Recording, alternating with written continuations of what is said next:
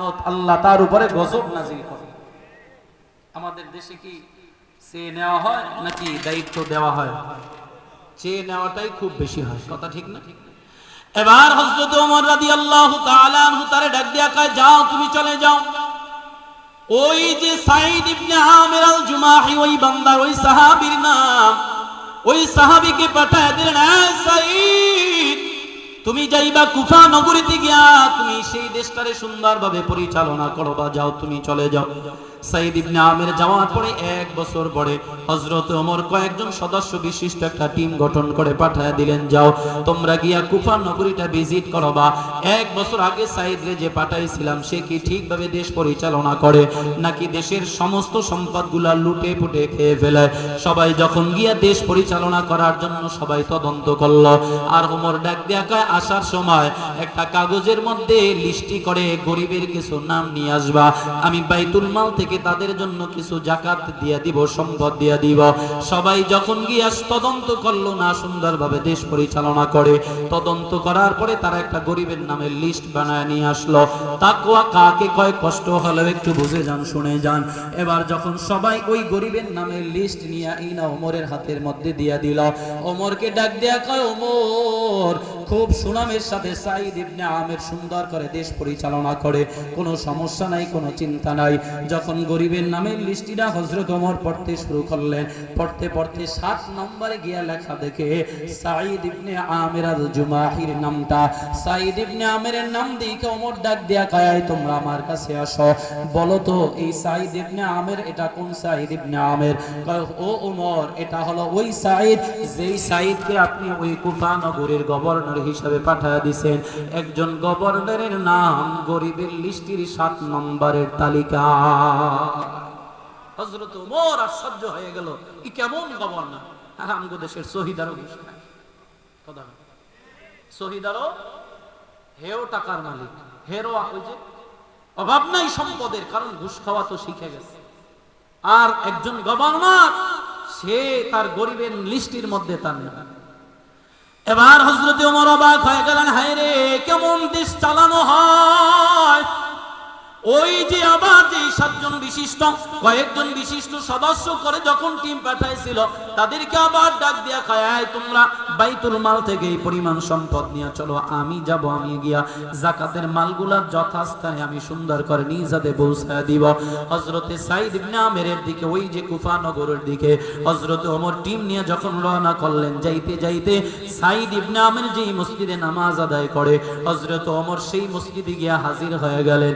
সাঈদ ইবনে আমির হযরত ওমরকে দেখে এত আশ্চর্য হয়ে গেলেন, ও আমিরুল মুমিনিন আপনি যেখানে আসবেন আসার আগে অন্তত একটা বার আমারে জানাইতে পারতেন। কয় কি জন্য আমি আপনাকে জানাবো, কি এমন প্রয়োজন? কয় আপনি একজন রাষ্ট্রনায়ক, আপনি অর্ধ জাহানের খলিফা হযরত ওমর, আপনি আমার এই যে গরিবানা হালতে আপনি আমার এখানে আসবেন, আসার আগে জানাইলে অন্তত আমি আপনাকে ইস্তেকবালের জন্য থাকতাম, কাউকে রিসিপশনে পাঠিয়ে দিতাম। কিন্তু আপনি যে সরাসরি সাদা সিধা ভাবে আসলেন এইটা তো আমার কাছে সুবিধা মনে হইল না। হযরত ওমর ডাক দিয়া কয়, সাঈদ তুমিও যেমন মানুষ আমিও তেমন মানুষ, জনগণও তেমন মানুষ, আমি আসবো, আসার জন্য ইস্তেকবালের কোনো দরকার হয় না। আরামগো দেশের একজন নেতার সেলা যদি যায় হেও রাস্তা ক্লিয়ার করে দেয়। অনেক সময় ঢাকা শহরে দেখি সব রাস্তা ব্লক হয়ে গেছে, মানে সামনের দিকে আগানোই যায় না, কি ব্যাপার? অমুকে যাইবে এজন্য রাস্তা সব ক্লিয়ার করছে। অথচ রাসূলের আদর্শ কেমন ছিল? নবী যদি হাঁটতো, নবী ওই সাহাবায়ে কেরামের সামনে না ভিতরে হাঁটতো। কারণ আমি যদি সামনে হাঁটি, কি চাও নেতার সামনে যাইতেছে, নেতার ভিতরে একটা দেমাগ আসতে পারতো। এইজন্য রাসূল বলেন, রাসূলুল্লাহর আদর্শ ছিল নবী সবার মাঝখানে থাকতেন, সাহাবায়ে কেরামদেরকে সামনে দিয়ে হাঁটতেন। অপরিচিত কোনো ব্যক্তি যদি নবীর সাথে দেখা করতে আসতো, অন্য মানুষের সহযোগিতার দরকার ছিল, এই তোমাদের মধ্যে মুহাম্মদ কে? সুবহানাল্লাহ বলেন। কারণ সাহাবায়ে কেরামের সামনে এমন ভাবে মিলেমিশে বসতেন যে কে নেতা, কে ইমাম, কে মুক্তাদি, কোনো ভেদাভেদ করার কোনো সুযোগই ছিল না। আরামগো নেতারা সবার আগে হাঁটে, হাত এভাবে জায়গায় রাখে, আজীবন জীবনে কোনোদিন সালাম দেয় না, নির্বাচনের আগে ওর হাত নামাইতে পারে না। কথা বলে নির্বাচনের আগে তার হাত আর নিচে নামে না, নির্বাচনের পরে আর হাত সামনেও যায় না। কেউ যদি মুসাফা করতে চায় তাও অলসতা আসে এবং অহংকারের কারণে হাত আগাইতেও চায় না, এমন ভাব আছে না? হযরত ওমর ডাক দিয়া কয়, হ্যাঁ সাঈদ, আমি ওমর তোমার দরবারে আসবো, ইস্তিকবালের কোনো দরকার নাই। এই সাঈদ, তাড়াতাড়ি করে নামাজের জামাতে দাঁড়াইয়া যাও। হযরত ওমরের অনুমতিতে নামাজের জামাত শেষ হয়ে গেল। ওমর মিম্বারের উপরে দাঁড়ায় গেল। এ আল্লাহর বান্দারা, যদি আমাদের সমাজে যদি জবাবদিহিতার সুযোগ থাকতো, তাহলে মেম্বার কোনোদিন ঘুষ খাইতে পারতো না, চৌকিদার ঘুষ খাইতে পারতো না, এদেশে কোনো ঘুষখোর থাকতো না। জবাবদিহিতা যদি থাকতো আর বান্দার ভিতরে তাকওয়া যদি থাকতো, এই দুইটা জিনিস থাকলে এই দেশটা আল্লাহ জান্নাতের বাগান বানায় দিত, ঠিক কি না? এই দেশে আর চোর বাটপার থাকতো না, সব মানুষ ওলি হয়ে যেত। এবার ওমর ডাক দিয়া কয়, হ্যাঁ এলাকার মানুষ, এক কুফা নগরীর মানুষ, আমি 1 বছর আগে এই যে সাঈদরে তোমাদের গভর্নর হিসেবে পাঠাইছিলাম, বলো তো সে কেমন করে তোমাদের সাথে দেশ পরিচালনা করলো? তোমাদের কোনো অভিযোগ আসেনি? কোনো কেউ কথা বলে না। হঠাৎ করে 3-4 কর্নার থেকে 4 জন মানুষ দাঁড়ায় গেল, কয় আমার অভিযোগ আছে। আরেকজন দাঁড়ায় কয় আমার একটা অভিযোগ আছে। আর একজন দাঁড়ায় কয় আমার একটা অভিযোগ আছে। আরো একজন দাঁড়ায় গেল, আমার একটা অভিযোগ আছে। হযরত ওমর কয়, যেই মানুষের নাম গরিবের লিস্টের 7 নম্বরে, তার ব্যাপারে কি কোনো অভিযোগ থাকতে পারেনি? সে তো সুদ খাইতে পারে না, ঘুষ খাইতে পারে না, অন্যায় কাজ করতে পারে না। কয় ডাক দিয়া কয়, তুমি দাঁড়াও, তোমার অভিযোগটা কি আমি শুনতে চাই। কয়, আমিরুল মুমিনিন, আমার অভিযোগ, প্রত্যেকদিন আমিরুল মুমিনিন সাঈদ ইবনে আমের, আমাদের গভর্নর, তিনি অফিসে আসেন, আসতে গিয়া দৈনিক 1 ঘন্টা লেট করেন। এই 1 ঘন্টা লেট কেন করেন, এই জবাব আমি তার কাছ থেকে শুনতে চাই। একদিন, প্রত্যেক দিন আসে, তার মধ্যে দেরি হয় কয় ঘন্টা? 1 ঘন্টা। রামগো দায়িত্বশীলরা অফিস করে কয়দিন? সপ্তাহে। কত মানুষ সাইন আনতে গিয়ে কতবার ঘুরে আসছে, জুতার তলি ক্ষয় হয়েছে, মাগার সাইন আনতে পারবে। আরে কথা কয় না, হ্যাঁ অফিসই পায় না বলে, অনেক সময় অফিসই লাগে না। নেতা হওয়ার পরে সে ঢাকা থাকে, এদিক থেকে সবকিছু ওখানে যাইতেছে, আর ওদিকে সে সেটেল হইতেছে। আর সাঈদ ইবনে আমের আসতে গিয়া 1 ঘন্টা দেরি হয়, কারণ কি? জবাব চাই। এই জবাবদেহিতার সুযোগ যদি এদেশে থাকতো, তাহলে এদেশে মানুষ বঞ্চিত হইত না। 30 কেজি চাইলের জায়গায় 25 কেজি পাইতো না, পুরা 30 কেজি পাইতো। কথা বলেন। আর এইটার নাম তাকওয়া। সাঈদ ইবনে আমের কয়, তোমার এই অভিযোগ? হ্যাঁ। এবার আমিরুল মুমিনিন শুনেন আমার অভিযোগের জবাব। এই সাঈদ ইবনে আমের ডাক দিয়া কয়, আমিরুল মুমিনিন, আমি গরীব, আমার ঘরের মধ্যে কোনো কাজের বুয়া নাই যে আমার ঘরে কাজকর্ম করে দিবে, আমার ঘরের স্ত্রীটা অসুস্থ, আমি গরিব, টাকা তেমন নাই, আমি তো আর ওই যে বাসমতি চাউলের ভাত খাইতে পারি না, আমি তো ভালো আটা বাজার থেকে কিনে আনতে পারি না, কম দামের আটা আনি, আইনা আমার ঘরের মধ্যে জাতাও নাই, পিসার জন্য কোনো কিছুই নাই, হাতের মধ্যে আমি ডলে ডলে এগুলার আমি গুঁড়া করি, আমার ঘরের মধ্যে কোনো ঝাড়ার মতো, পরিষ্কার করার মতো এগুলা কোনো বস্তু নাই, আমি আমার এই যে পাতলা কাপড়ের মধ্যে নিয়ে তারপরে জাইরা জাইরা ওই যে আটারে বানাইয়া, তারপরে নিজ হাতে আমি রুটি বানাইয়া আমার স্ত্রীরে খাওয়াই, আমি নিজেও খাই। এই কাজগুলো করতে গিয়ে আমার 1 ঘন্টা দেরি হয়। যদি এর জন্য যদি আপনাদের কোনো শাস্তি দেওয়ার দরকার আমারে দিতে পারেন, আমি প্রস্তুত আছি। হযরত ওমর চোখের পানি ছেড়ে ডাক দিয়া কয়, হ্যাঁ সাঈদ, এত অভাব, এত কষ্ট করে তুমি দেশ পরিচালনা করো, একটা বারো তো তুমি আমার কাছে খবর পাঠাইলা না। আমি চাইলে তো রাষ্ট্রীয় কোষাগার থেকে তোমার জন্য সুযোগের ব্যবস্থা করে দিতে পারতাম। আল্লাহর বান্দা ও নবীর সাহাবী ওমর, আপনি আমাকে দায়িত্ব পালনের জন্য পাঠাইছেন, সুযোগ আরাম করার জন্য নয়। আমার জীবন দিয়া হলো আমি সঠিকভাবে রাষ্ট্র পরিচালনা করে যাব। এরপরে কয়, তুমি দাঁড়াও, তোমার কি অভিযোগ? ওই আল্লাহর বান্দা দাঁড়াইয়া কয়, আমার অভিযোগ হলো আপনার সাঈদ ইবনে আমের প্রতি শুক্রবার সকাল থেকে শুরু করে দুপুর পর্যন্ত আমাদের কারো সাথেই দেখা করে না, ঘর থেকে বের হয় না, জুমার আগ পর্যন্ত কারো সাথে দেখা করে না। কেন তিনি এই এক বেলা আমাদের সাথে দেখা করে না, কারণটা কি এটা আমরা জানতে চাই। এরপরে সাইদ ইবনে আমের জবাব দিতেছে, ভাই শোনো, এই যে আমার গায়ের জামাটা দেখতেছো, এই একটা জামা ছাড়া আমার ঘরের মধ্যে অন্য কোনো জামা নাই। একটা জামা পরিধান করিয়া একটা সপ্তাহ আমি কাটাইয়া দেই, যেহেতু আমার মসজিদে জুমা পড়াইতে হয়, একটু পরিষ্কার পরিচ্ছন্নর দরকার আছে।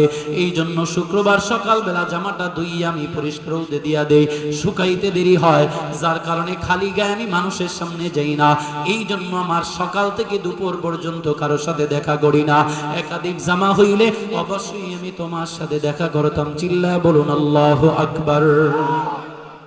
কেমন তাকওয়া! এক জামা গায়ে দিয়ে এক সপ্তাহ কাটাইতো, এরপরে আবার ওই জামা ধুইয়া জুমা পড়তো। হযরত ওমর এরকম জামার কাপড় দিয়া দিছে। তোমর একদিন খুতবা দিতেছে, দেখতেছে পুরা এক জুব্বা, কারণ যে কাপড় দিছে ওই কাপড়ে পুরা জুব্বা হওয়ার কথা না। তো এক ব্যক্তি দাঁড়ায়, ওমর খুতবা পরে দিবা, আগে জবাব দাও, আমাদেরকে যেই কাপড় দিছো তুমিও সেই কাপড় নিলা, আমাদের জুব্বা এত লম্বা হইল না, কিন্তু তোমার জুব্বাটা তো লম্বা না। তোমার খুতবা শুনবো পরে, আগের জবাব দাও। তুমি যদি 2 নম্বরই করে থাকো, যদি পাওনাদার এক পিস যদি তুমি 2টা নাও, তাহলে তোমার ভিতরে ভেজাল আছে, তোমার খুতবা শুনবো না, আগে জবাব তারপরে খুতবা শুনবো। ছেলে দাঁড়াইয়া কয়, আমি আমার বাবার পক্ষ থেকে জবাব দিলে কি শোনা যাবে? হ্যাঁ বলো, অসুবিধা নাই। আমাকে একটা দেওয়া হয়েছে আর আমার বাবারে একটা দেওয়া হয়েছে, দেখি আমারটা দিয়ে বাবারটা দিয়ে বানাইলে ছোট হয়, আমারটা দিয়ে বানাইলে আমারটাও ছোট হয়, এই জন্য আমি আমার বাবারে আমারটা দিয়ে দিছি, 2টা মিলাইয়া এক জামা বানাইছে, যার কারণে বাবারটা একটু লম্বা হয়েছে। কি মনে করেন? হযরত ওমরের কাছে এক ব্যক্তি আসছে পরে বাতিটা বন্ধ করে ফেলাইছে, রাতের বেলা আসছে বিচার নিয়ে, অভিযোগ নেই। তো ওই ব্যক্তি, আমি যদি আপনার বাসায় যাই আর যদি আমার দিকে ফ্যানটা বন্ধ করে ফেলায়, তাহলে আমার কাছে কেমন লাগবে? আরে আমি কার দ্বারে আইলাম, এই আমার দিকে ফ্যান বাতি বন্ধ করে দিল, এই মানুষটা তো বড় খারাপ মানুষ। ওমরকে কয়, আপনি কি আমি আসা থেকে নারাজ হইছেন? কয় না, আমি নারাজ হব কেন? তাহলে আপনি বাতিটা বন্ধ করলেন কেন? কয় যে বাতিটার মধ্যে তেল দিয়া জ্বালাইয়া যে তেল বাতি পড়তেছি, তেল পড়তেছি, আর এই কাজ যেটা করতেছি এটা রাষ্ট্রীয় কাজ, এই তেল রাষ্ট্রীয় কোষাগার থেকে নেওয়া কাজই, এটার দ্বারা রাষ্ট্রের কাজ করা সম্ভব। রাষ্ট্রীয় তেল কইরা ব্যক্তিগত আলাপ চলে না, যার কারণে আমি বাতি বন্ধ করে দিছি। জ্বালাইবো কেমনে? আমার ঘরে এই বাতি জ্বালানোর মতো তেলও নেই। এখন চিন্তা করা যায়, এই সমস্ত মানুষগুলা যে কাজগুলা করছে, করার পিছনে মূল হাতিয়ার তাকওয়া ছিল, যার কারণে তারা দুর্নীতি করতে পারেনি। কথা বলেন ঠিক কি?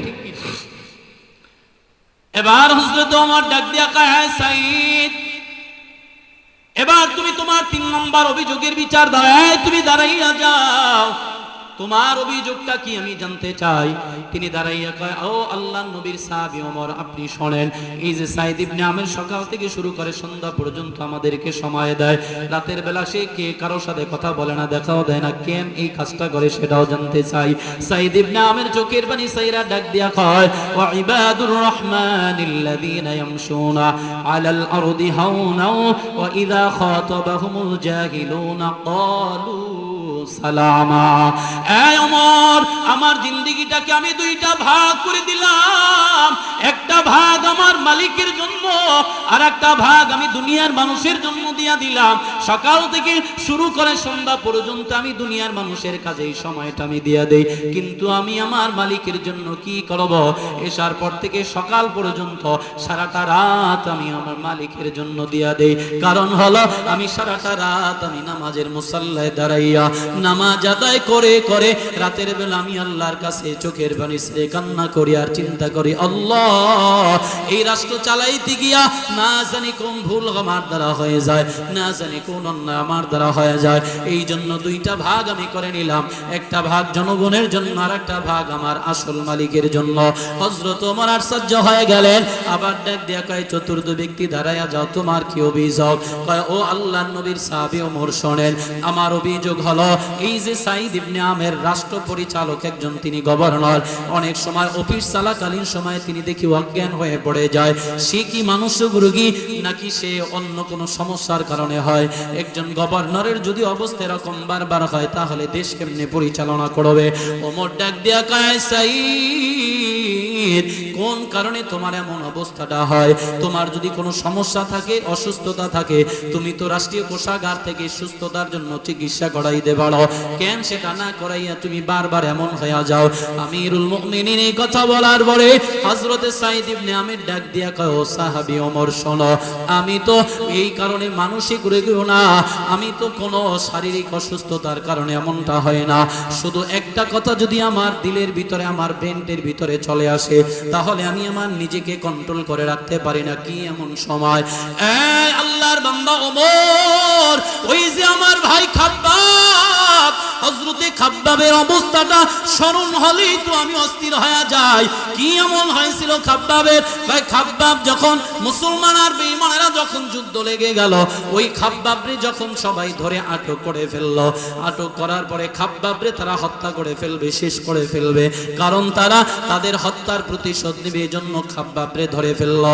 কিন্তু তারা সমস্ত বেঈমানেরা খাব্বাবরে নিয়ে শুলিতে চড়াইয়া যখন শেষ করে দেওয়ার জন্য ওই যে মাঠের মধ্যে নিয়ে হাজির করবে, আমি তাকায় তাকায় দেখছিলাম খাব্বাবের চেহারার দিকে, তাকায় দেখি আমি তার দিলের ভিতরে, চেহারার ভিতরে কোনো ভয়ের আতঙ্কের কোনো ছাপ নাই। হযরতে খাব্বাবরে নিয়া শেষবারের মতো খাব্বাবরে দাঁড় করায় কয়, এই খাব্বাব শোনো, তোমাকে আমরা ছেড়ে দিতে পারি যদি একটা শর্ত মেনে নাও। বলে কি শর্ত? কয় তোমাকে ছেড়ে দিব আর তোমার জায়গায় তোমাদের নবী মুহাম্মদুর রাসূলুল্লাহর আইনা শেষ করে দিব অথবা তারে শাস্তি দিব। হযরতে খাব্বাব চোখের পানি সাইরা ডাক দিয়া কয়, এই বেঈমানের দল, আমার নবীকে তোরা কষ্ট দিবি? আমার নবীর পায়ের মধ্যে, নবী যদি কোনো প্রকারের কষ্ট পাইতো, কলিজার মধ্যে আমার আঘাত লেগে যাইত, ওই নবীরে তোরা আমার জায়গায় কষ্ট দিবি তো দূরের কথা, তোদের নাপাক হাত দ্বারা নবীকে স্পর্শ করবি, আমি খাব্বাব সহ্য করতে পারবো না। এই কথাটা যখন বলল, বেঈমানেরা আরো ক্ষিপ্ত হয়ে গেল, মেজাজ গরম হয়ে গেল, চতুর্দিক থেকে তারে হত্যা করার জন্য সবাই কেমন উঠে পড়ে লেগে গেল।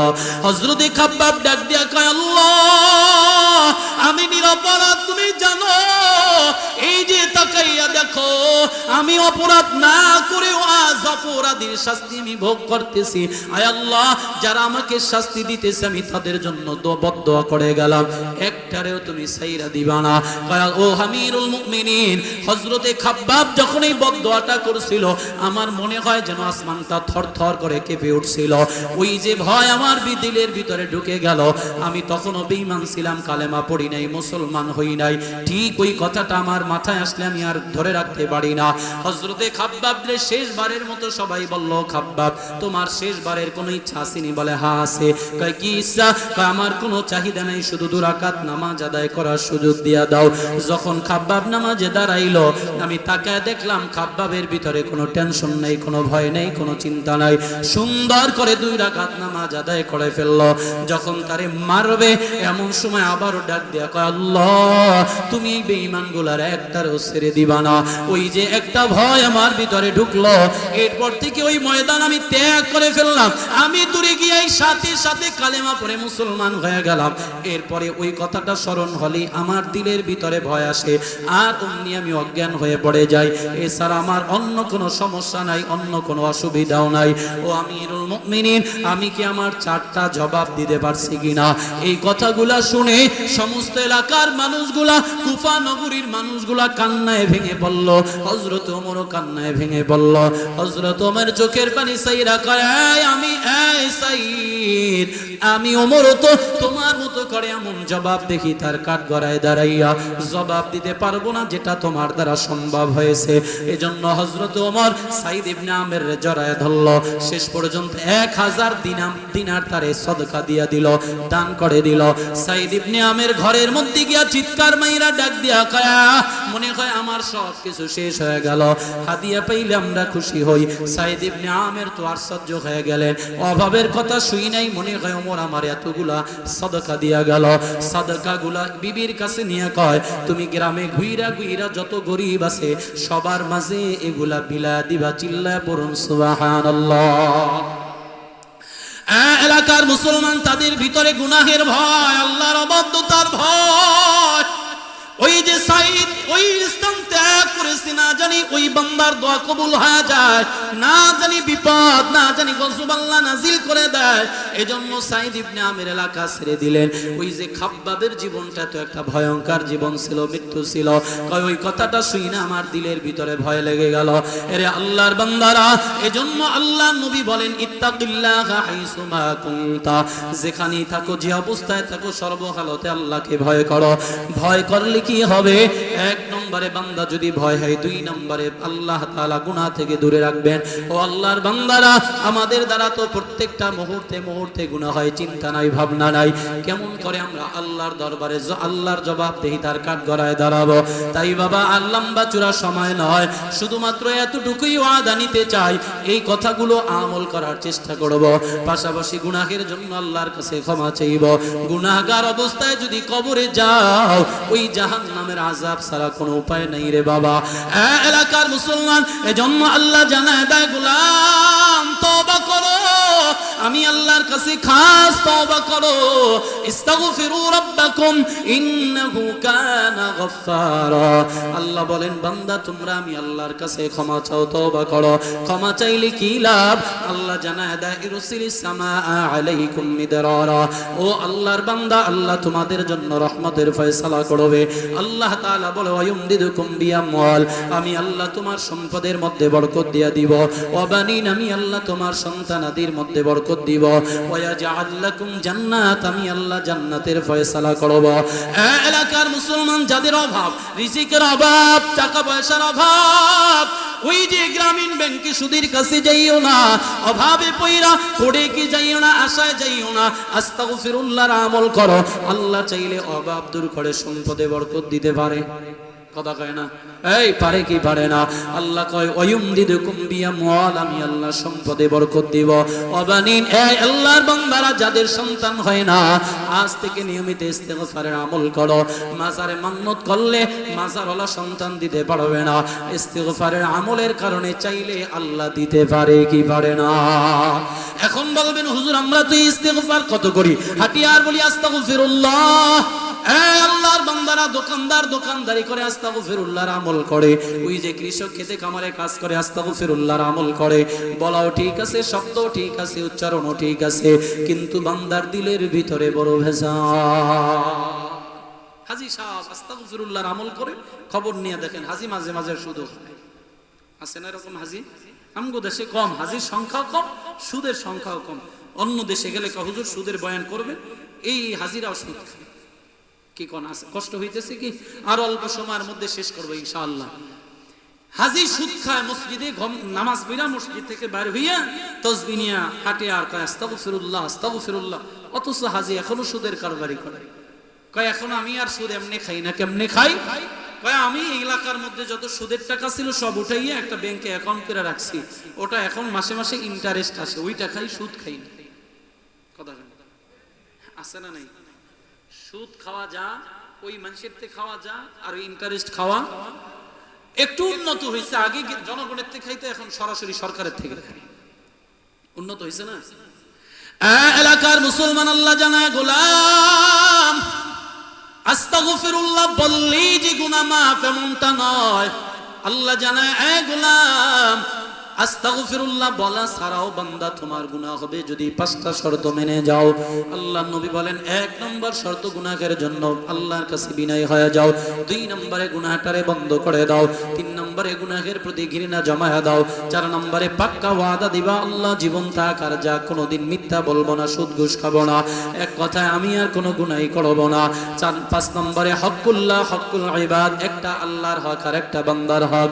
আল্লাহর হক আল্লাহ চাইলে ক্ষমা করে দিতে পারেন, বান্দার হক বান্দা ক্ষমা না করা পর্যন্ত আল্লাহ তারে মাফ করে না। কথা ঠিক কিনা?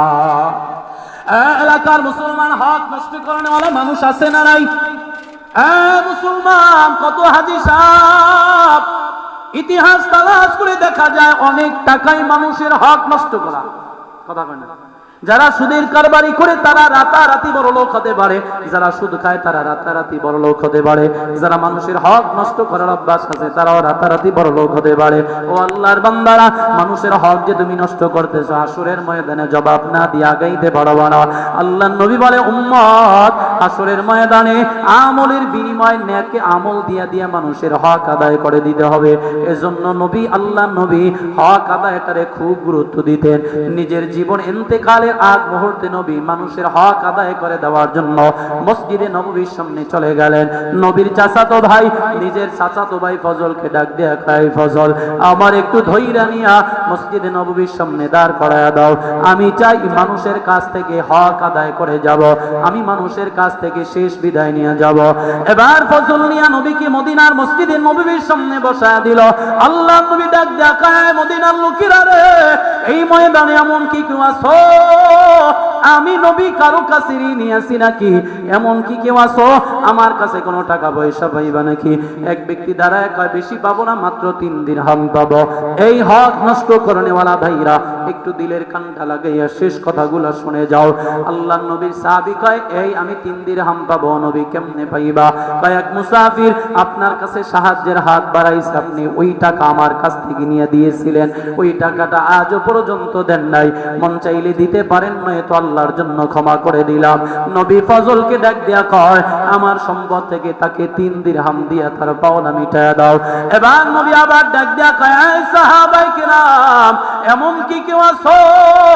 আমি নবীর কথার দ্বারা কাউকে আমি আঘাত দিয়েছিলাম, আমি নবীর হাতের দ্বারা কাউকে কষ্ট দিয়েছিলাম, আমি নবীর ব্যবহারে কেউ কষ্ট পেয়েছো? যদি থাকো দাঁড়াইয়া যাও, আমি নবী ওয়াদা করলাম তোমার পাওনা মিটায়া দিব। সাহাবী একজন দাঁড়াইয়া কয়, ও আল্লাহর হাবিব, আপনি আমার কাছে এই জাতীয় একটা ঋণী হয়ে আছেন। কয়, কেমন ঋণ বলবানি?